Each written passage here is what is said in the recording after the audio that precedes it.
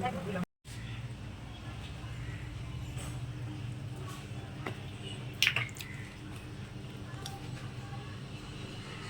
বন্ধুরা, দেখো আজকে আমি একটু ইলিশ মাছ ভাপা করব।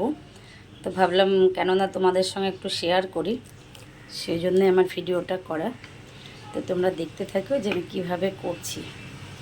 ফার্স্টে তো আমি কড়াইয়ে তেল দিয়ে দিয়েছি। এর মধ্যে তোমার আমার বেটে রাখা, এর মধ্যে আছে 2 রকমের সর্ষে, সাদা কালো, আদা, কাঁচা লঙ্কা, চালমগজ, পোস্ত। ঠিক আছে, এটা আমি দিয়ে দিচ্ছি। তার মধ্যে আমি দিয়ে দেব তোমার হালকা করে জিরে পাউডার, হালকা ধনে পাউডার, একটু দিয়ে দেব তোমার কাশ্মীরি লঙ্কা গুঁড়ো, আর দিয়ে দেব তোমার স্বাদ মতো লবণ আর হলুদ দিয়ে দেব তোমার। কেননা আমার মাছে তোমার মাখানো আছে, হলুদ লবণ, সেই জন্য আমি তোমার পরিমাণটা কম দিলাম। তোমরা তোমাদের স্বাদ মতো বুঝে দেবে। ঠিক আছে, আমি তো এইভাবে ইলিশ মাছ খেতে খুব ভালোবাসি, কারণ এর একটা টেস্টিটাই আলাদা হয়। তোমরা চাইলে এরকম করে বাড়িতে বানিয়ে খেয়েও দেখবে, ভালো লাগবে।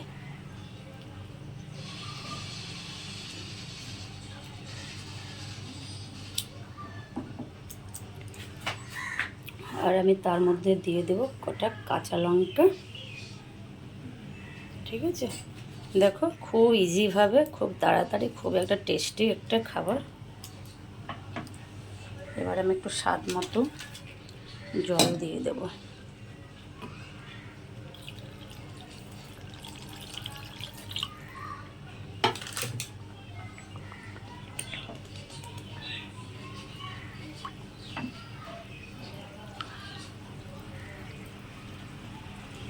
দেখো আমার কিন্তু রেডি হয়ে গেছে। ঠিক আছে, এবার আমি এটাকে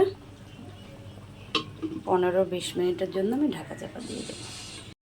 দেখো আমি আবার 15 মিনিট বাদে চলে এসেছি। তো তোমাদের বলতে ভুলে গেছিলাম, তো তোমরা এই ইয়েটাকে, জালটাকে সবসময় মিডিয়াম, একদম হালকাতে রাখবে, কারণ এটা তো সিদ্ধ হবে না। বেশি হাই ফ্লেমে দিতে গেলে কি হবে, যে তল থেকে লেগে যেতে পারে, ভালো করে সিদ্ধ হবে না। হ্যাঁ, দেখো কেমন লাগছে দেখতে।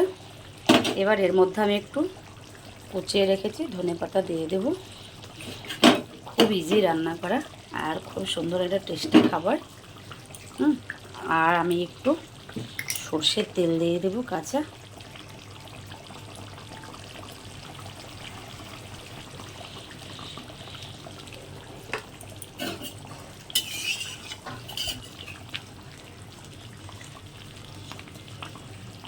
একটু সামান্য ফুটে গেলেই আমি নামিয়ে দেব।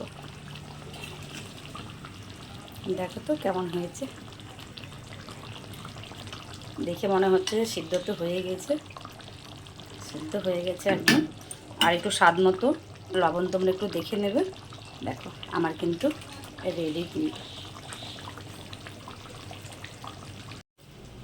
দেখো ফ্রেন্ড, অলরেডি কমপ্লিট। কেমন লাগছে বলো।